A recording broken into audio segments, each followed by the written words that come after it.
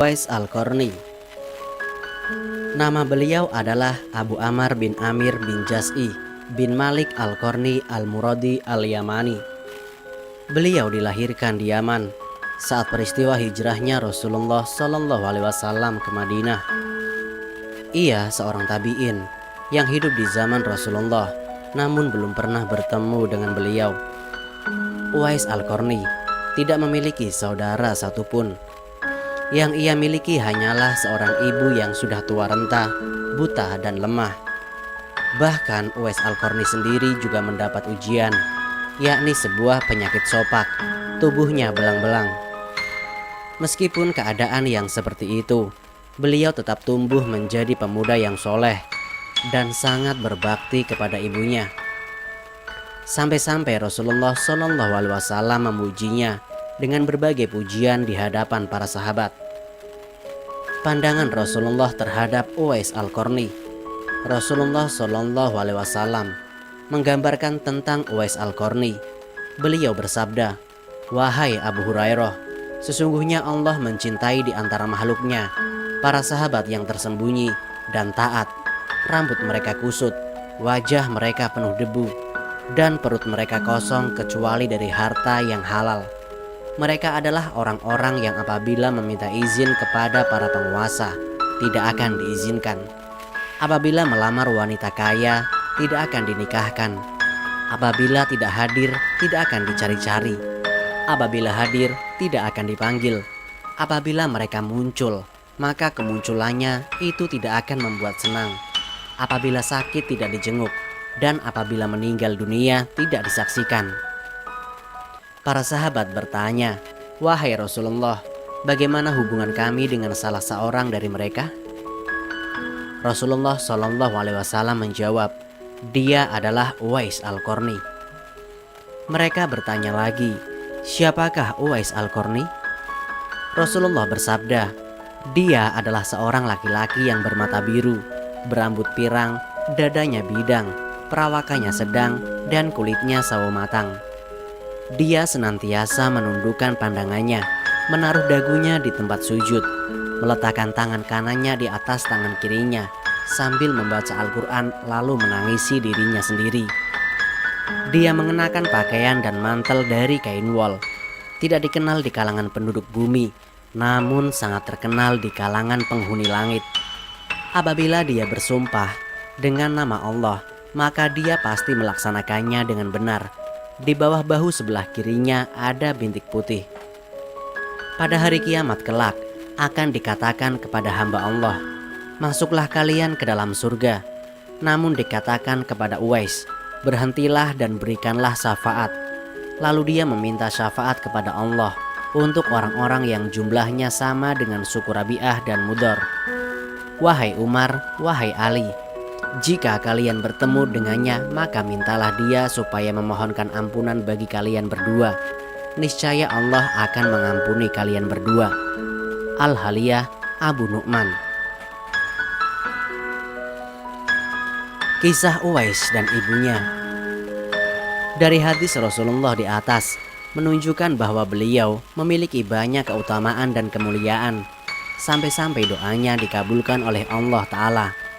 Lantas apa yang membuatnya menjadi seperti itu? Ya, hal itu disebabkan karena Uwais Al-Qarni sangat berbakti kepada orang tuanya, terutama kepada ibunya. Salah satu kisahnya yang paling terkenal adalah saat menggendong ibunya dari Yaman ke Mekah. Berikut ceritanya. Dahulu Uwais hanya memiliki ibu yang sudah tua. Apapun permintaan dan keinginan sang ibu selalu ia turuti. Hanya satu permintaan ibunya yang kala itu sulit sekali ia turuti, yakni pergi haji. Zaman dulu jika kita harus pergi ke Mekah, maka harus melewati gurun pasir yang tandus, panas, dan membutuhkan kendaraan serta bekal yang banyak untuk menuju Mekah. Maka dari itu, Uwais sangat kebingungan. Di sisi lain, ia adalah orang yang sangat miskin dan tidak mempunyai perbekalan serta kendaraan untuk menghajikan ibunya. Namun dia tetap ingin menuruti permintaan ibunya. Uwais terus berpikir dan mencari cara agar bisa menuruti permintaan ibunya tersebut. Akhirnya ia menemukan cara yang sangat nekat. Uwais membeli seekor lembu dan membuat kandang di bukit. Setiap hari Uwais menggendong lembu tersebut dari bawah sampai ke bukit, sehingga banyak yang mengira Uwais sudah gila. Tapi tahukah Anda, untuk apa Uwais melakukan hal tersebut? Ternyata hal itu dilakukannya sebagai bentuk latihan agar kuat menggendong ibunya ke Mekah. Subhanallah. 8 bulan berlalu, lembu itu semakin gemuk dan otot Uwais pun semakin kuat. Tibalah waktunya musim haji. Uwais mendatangi ibunya dan menyanggupi permintaannya. Namun ibunya benar-benar tidak mengira kalau Uwais akan menggendongnya sampai ke Mekah. Baginya ini cara yang sangat nekat. Akhirnya Uwais menggendong ibunya yang sudah lumpuh tersebut dari Yaman ke Mekah untuk melaksanakan haji. Subhanallah, perjalanan yang sulit ia tempuh demi baktinya kepada sang ibu. Uwais berjalan dengan tegap dan kuat sampai ke Mekah. Bahkan ketika tawaf pun, Uwais tetap menggendong ibunya. Sang ibu sangat terharu dan menangis karena telah melihat Ka'bah. Di hadapan Ka'bah, Uwais Al-Qarni berdoa, "Ya Allah, ampunilah semua dosa ibuku." Ibunya pun bertanya, "Bagaimana dengan dosamu?"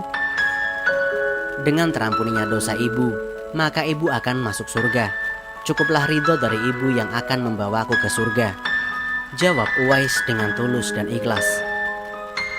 Allah memberi karunia-Nya kepada Uwais, kesembuhan pada penyakit sopaknya, hanya tertinggal bulatan putih pada tengkuknya, atau ada yang mengatakan pada telapak tangan.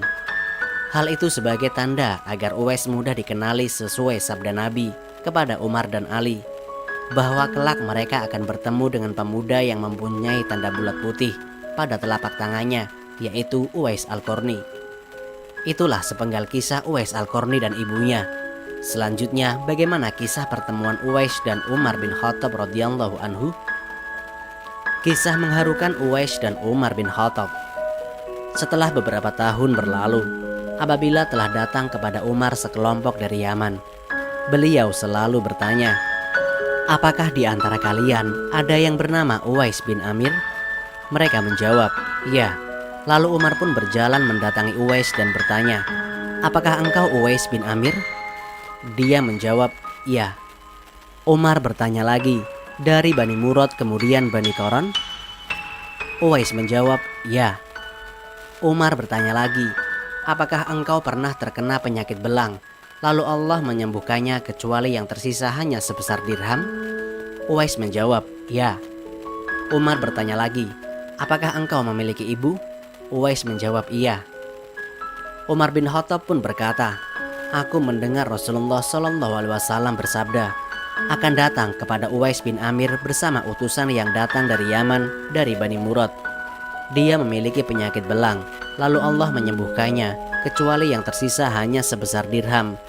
Dia memiliki seorang ibu yang sangat dia taati, dan dia perlakukan dengan baik. Apabila dia bersumpah atas nama Allah, maka dia akan melaksanakannya dengan benar. Jika engkau mampu untuk meminta kepadanya agar dia memohonkan ampunan untukmu, maka lakukanlah." Dari hadis Nabi di atas, maka Umar memohon agar Uwais mau mendoakan ampunan untuknya. Umar berkata, "Mohonkanlah ampunan untukku, wahai Uwais." Uwais menjawab, "Apakah pantas orang sepertiku memohonkan ampunan untuk orang sepertimu, wahai Amirul Mukminin?" Namun Umar terus mengulangi permohonannya. Maka Uwais pun memohonkan ampunan untuknya seraya berdoa, "Ya Allah, ampunilah Umar bin Khattab." Kemudian Umar bin Khattab kembali bertanya, "Kemana engkau akan pergi?" Uwais menjawab, "Aku akan pergi ke Kufah." Umar berkata, "Bolehkah aku menuliskan surat untukmu kepada penguasa di sana?" Uwais menjawab, "Aku lebih senang jika berada di antara orang-orang awam yang tidak terkenal di sana." Lalu Umar melanjutkan perkataannya kepada Uwais, "Siapakah orang yang engkau tinggalkan di Yaman?" Uwais menjawab, "Aku meninggalkan ibuku." Kemudian Umar terus mendesak lagi untuk memohon ampunan baginya. Umar pun berkata kepada Uwais, "Sejak hari ini engkau adalah saudaraku, maka janganlah engkau meninggalkan aku." Pada saat itu Uwais melepaskan diri dari tangan Umar dan pergi ke Kufah. untuk mencari rizki serta mendekatkan diri kepada majelis para ulama dan orang-orang zuhud di negeri Irak.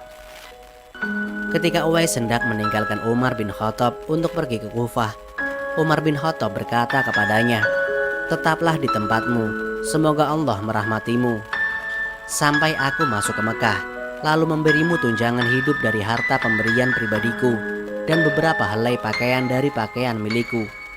Kemudian Umar meyakinkan lagi seraya berkata, "Tunggulah di sini wahai Uwais, tempat ini tempat perjanjian antara aku dan engkau." Maka Uwais berkata, "Wahai Amirul Mukminin, tidak ada tempat perjanjian antara aku dan engkau. Aku tidak yakin engkau akan mengenali aku lagi setelah hari ini. Apa yang aku dapat lakukan dengan tunjangan itu wahai Amirul Mukminin, dan apa yang dapat aku lakukan dengan pakaian itu? Bukankah engkau melihat saat ini aku mengenakan pakaian dari mantel kain wol? Pada saat engkau bertemu aku lagi, bisa jadi aku telah merobeknya.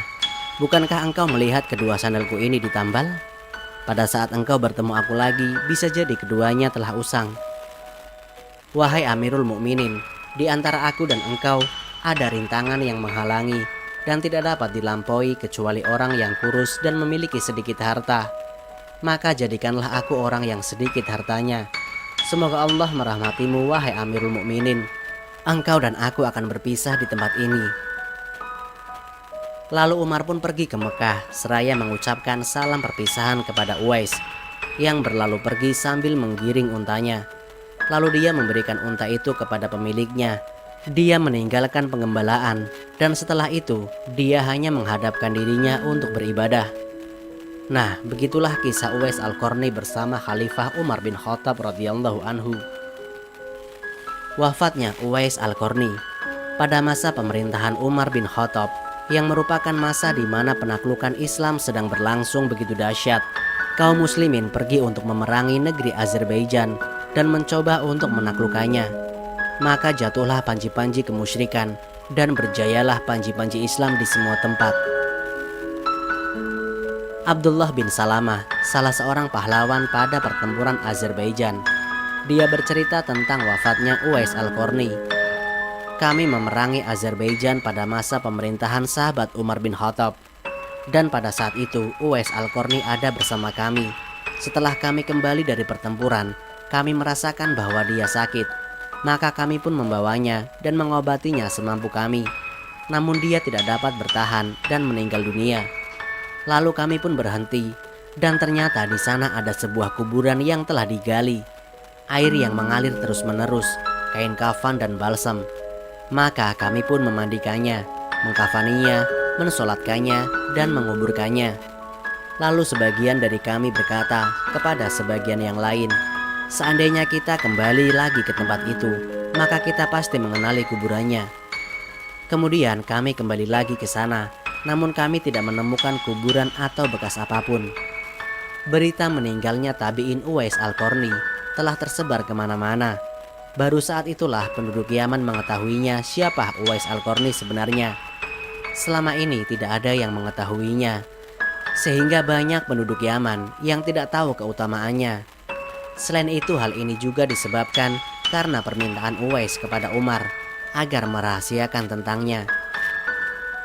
Dan setelah meninggal, para penduduk Yaman baru mendengar sabda Nabi mengenai Uwais yang terkenal di langit dan tidak di bumi. Subhanallah, kisah Uwais Al-Qarni sangat patut dijadikan pelajaran untuk kita semua. Ia memiliki amalan yang sangat mulia, berbakti pada ibunya, sehingga banyak orang yang meminta doa kebaikan melalui perantaranya. Apabila Nabi sudah menyampaikan jauh-jauh hari bahwa doa Uwais akan terkabulkan, sungguh mengharukan.